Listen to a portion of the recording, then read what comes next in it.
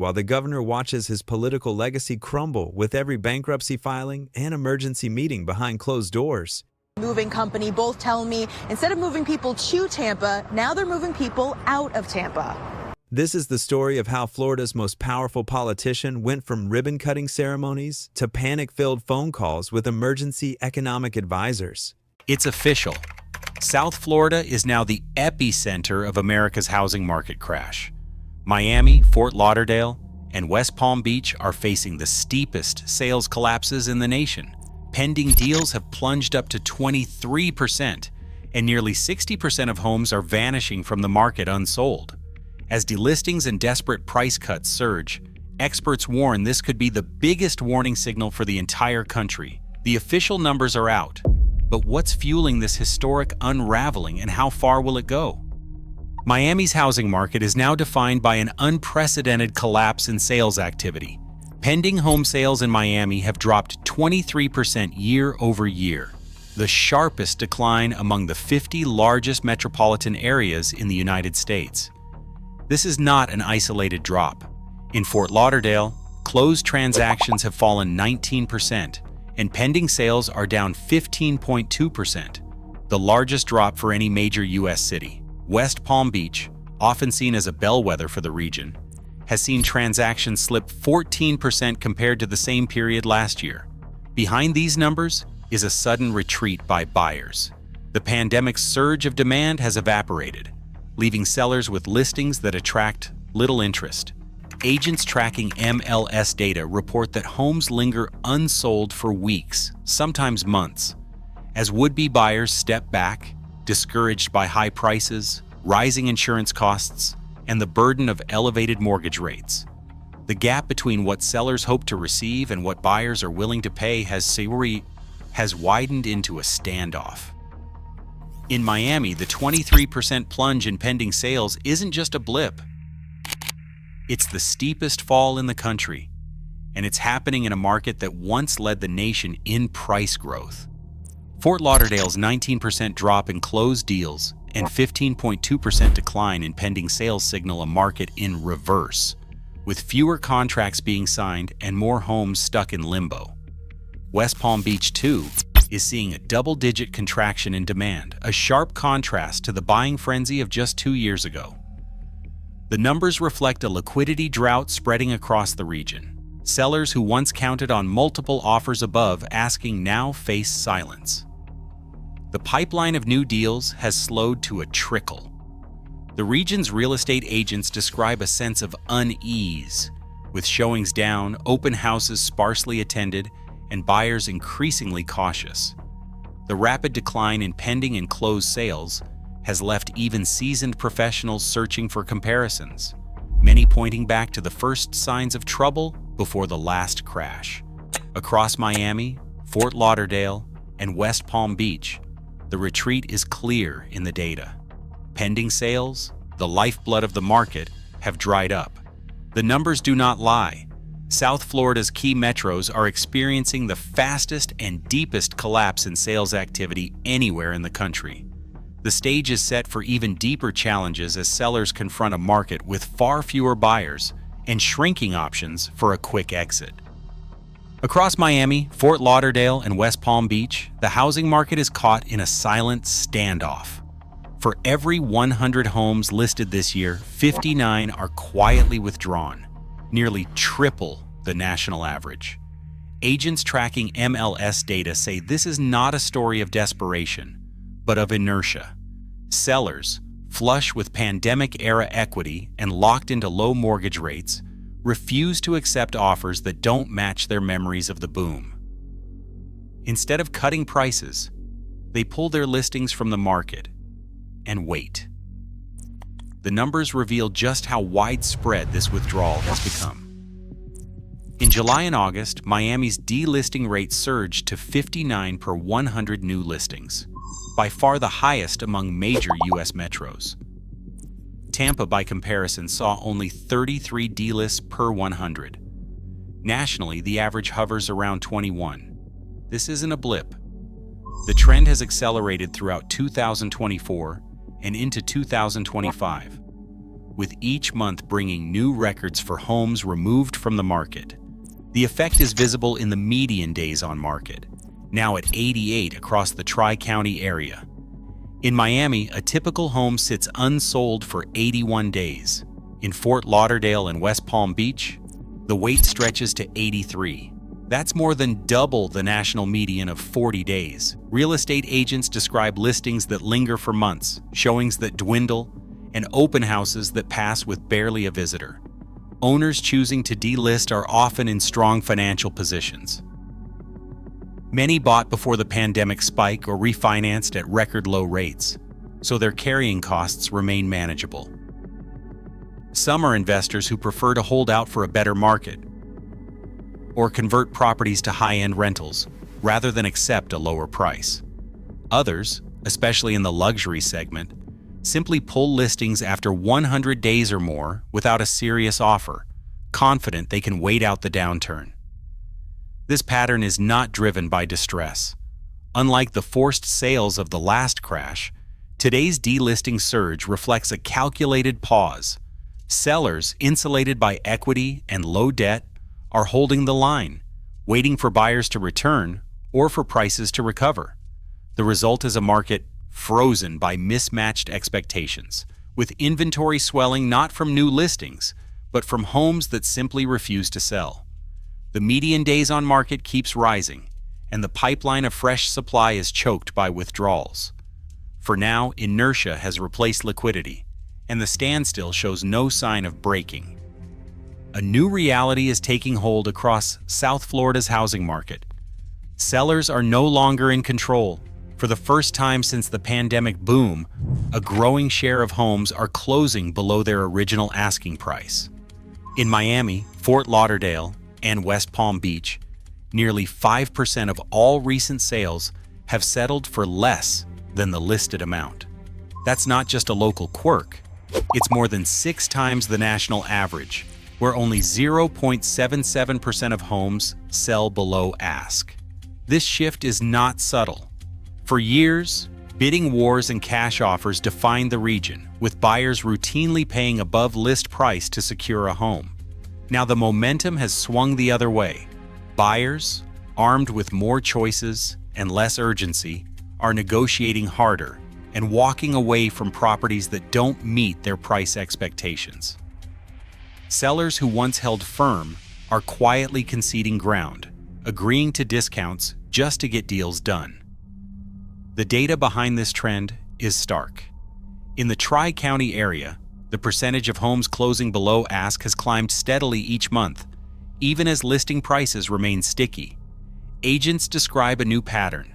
Initial optimism gives way to incremental price reductions, and when offers do come, they arrive with strings attached. Inspections are scrutinized, contingencies are common, and buyers demand repairs or closing credits. The days of unconditional offers are over. This below-asking epidemic is a direct consequence of the standoff that froze the market. With more homes lingering unsold and inventory piling up, sellers face a choice: wait indefinitely or accept the reality of softer demand. Increasingly, those who need to move because of job changes, family needs, or mounting costs are choosing to cut deals rather than risk another month on the market. The numbers tell the story. In Miami-Dade, Broward, and Palm Beach counties, the closing price-to-list price ratio has slipped below 97%, a level not seen since the last housing downturn. Nearly 1 in 20 homes now sells for less than what was originally asked. The rare exceptions are in the luxury segment, where deep-pocketed buyers still compete for trophy properties. But even there, the tide is turning. For the broader market, the message is clear. Leverage has shifted. Buyers are no longer chasing listings. Instead, they are setting the terms. Sellers, many still anchored to memories of the boom, are being forced to confront a new normal. Price capitulation, once unthinkable, is becoming routine. The era of above-asking sales is over, replaced by a market where discounts are no longer taboo, but expected. The psychological shift is as real as the financial one. the first visible cracks in the region's housing values, and a warning that the correction is no longer theoretical. It's happening deal by deal, one closing at a time. For thousands of South Florida condo owners, the crisis isn't just a matter of falling prices or slow sales. It arrives in the form of a letter from the Homeowners Association, an envelope that can upend lives overnight. In the aftermath of the Surfside collapse, sweeping new state laws require every condo building over 3 stories to undergo intensive inspections and set aside full reserves for future repairs. The result? A wave of special assessments and fee hikes landing on owners with little warning or recourse. In Miami Beach, a retired school teacher opens her March 2025 invoice to find a $65,000 special assessment for structural repairs, due in full within 12 months. Her monthly HOA fee, already up 15% from last year, now rivals her Social Security check. Board meeting minutes warn. Non-payment will trigger foreclosure proceedings. The building's required milestone inspection revealed concrete spalling and failing balconies, problems that can't be ignored under the new law.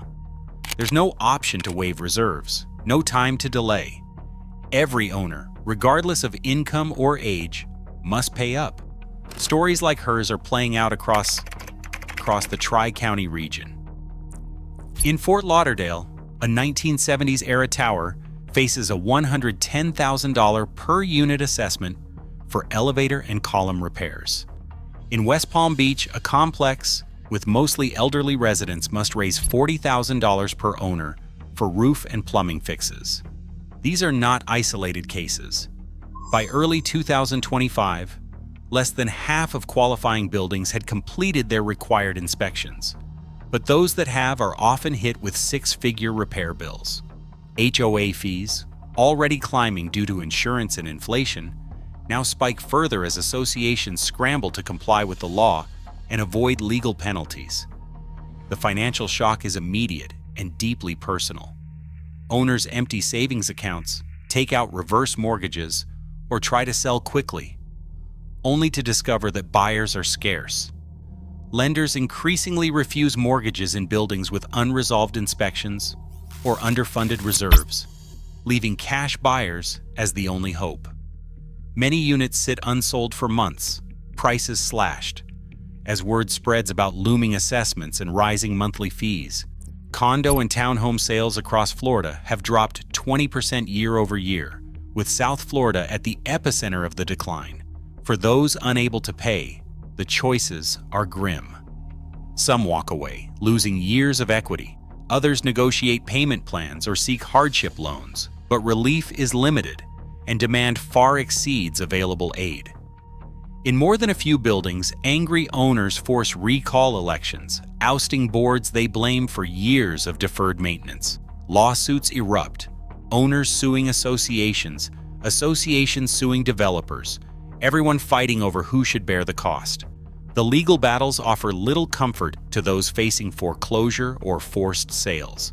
Behind the numbers, plus 15% on HOA fees, $65,000 assessments, a 20% plunge in condo sales, are the human consequences of a system under strain.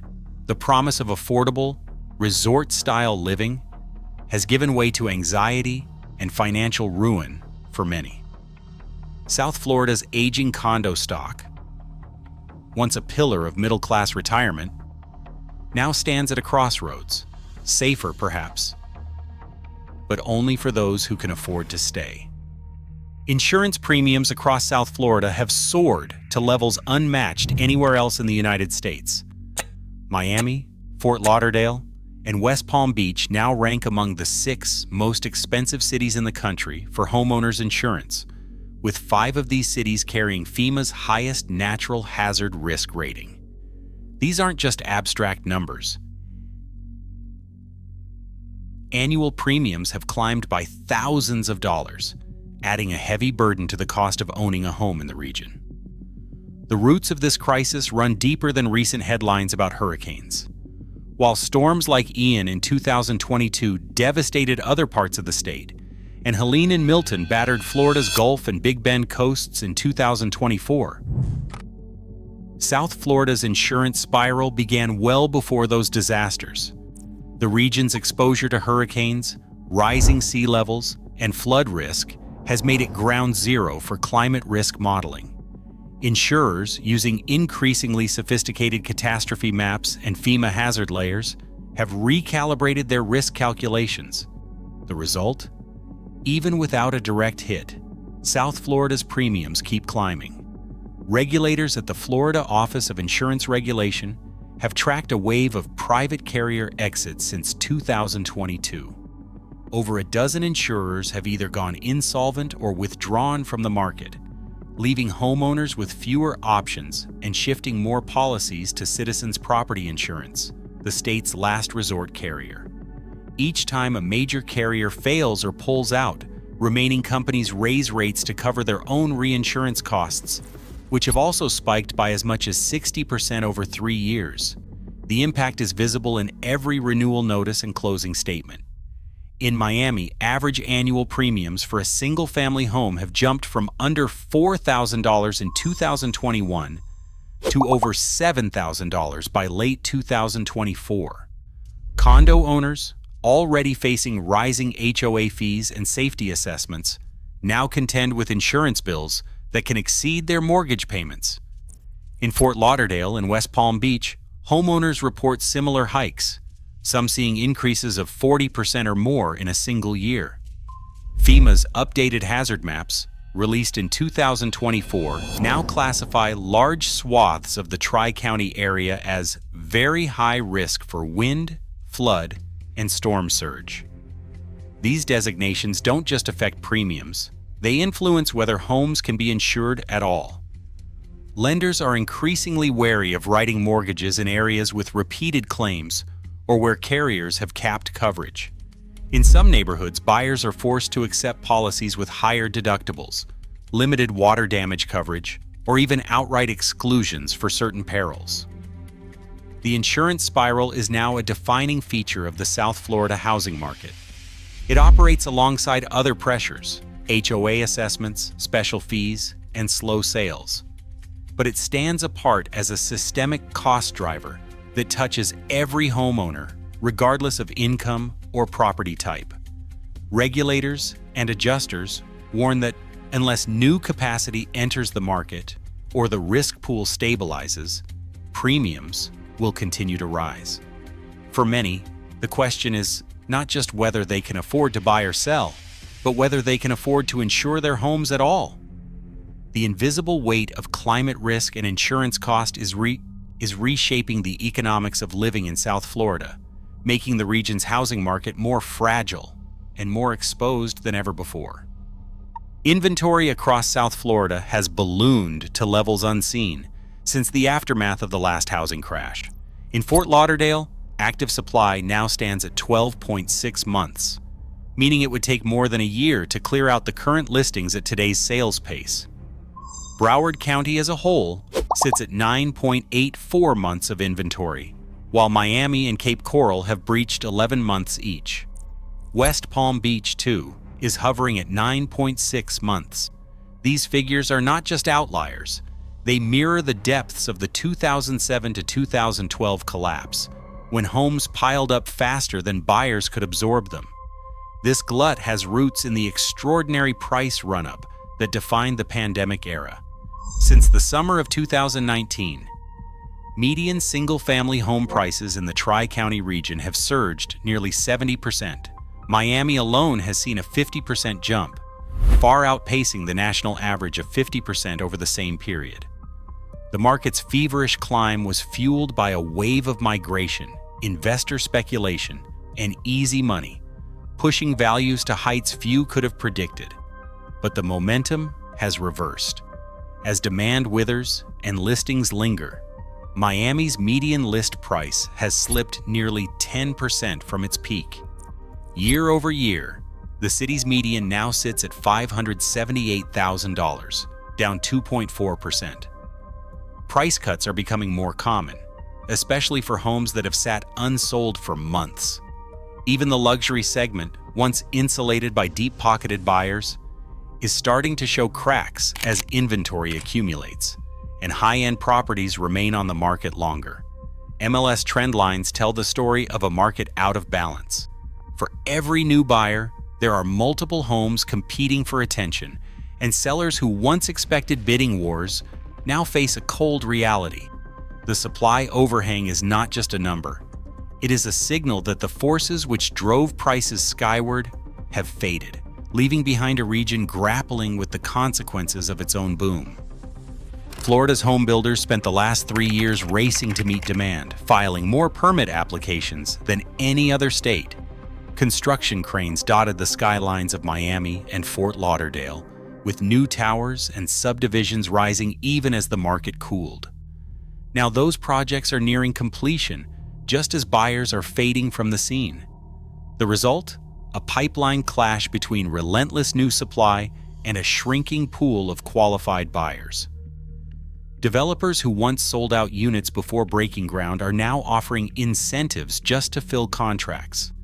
In Miami-Dade and Broward, builder concessions have become routine. Mortgage rate buydowns, closing cost credits, and even offers to cover a year's worth of HOA fees. Some new home buyers are walking away from deposits, unwilling to close at prices set during the boom.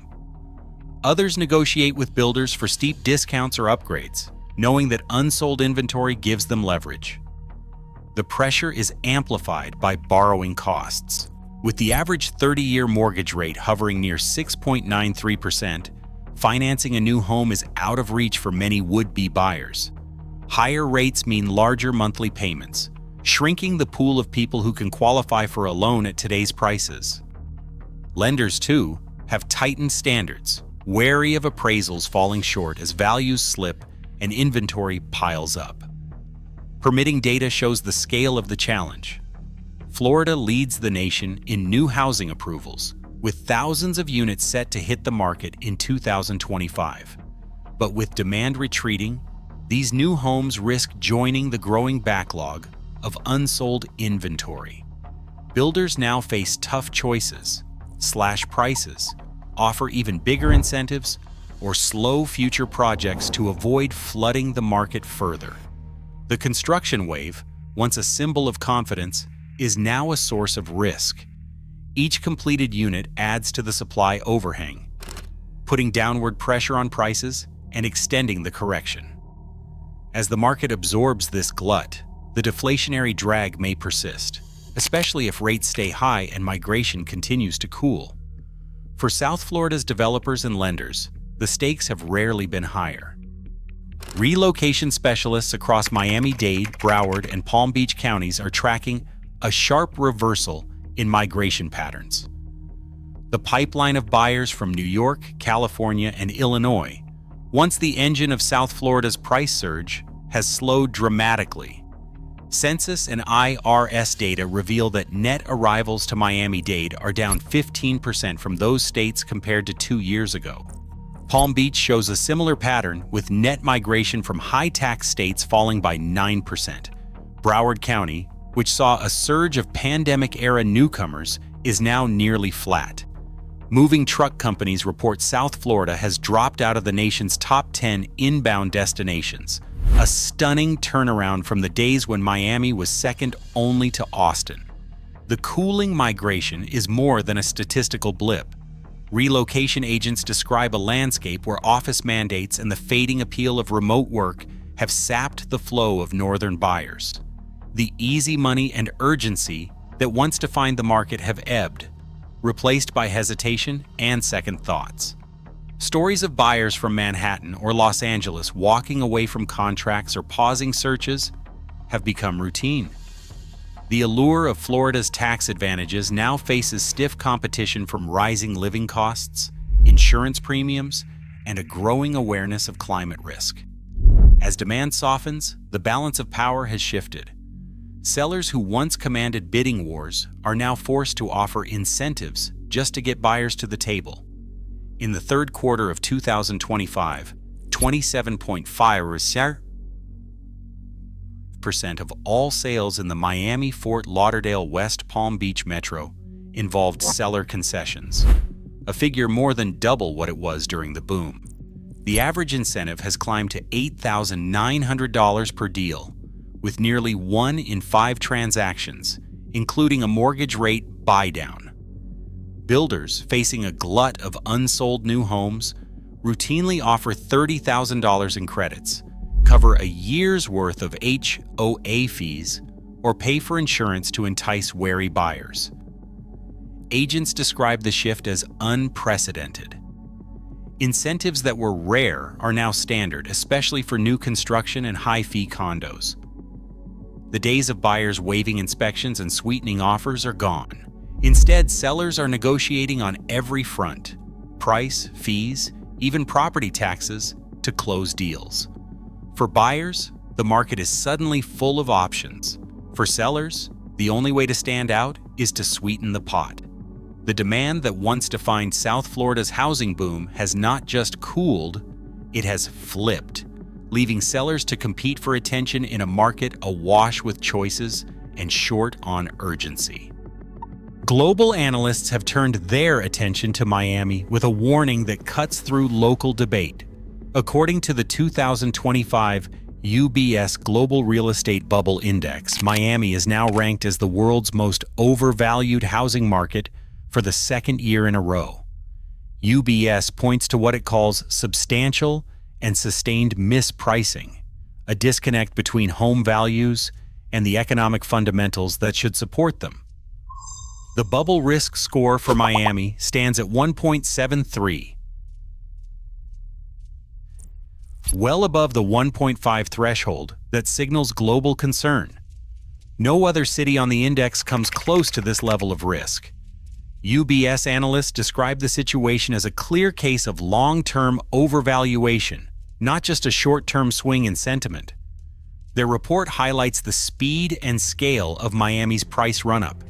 Median home prices across the region have surged nearly 70% since 2019, while local incomes have lagged far behind.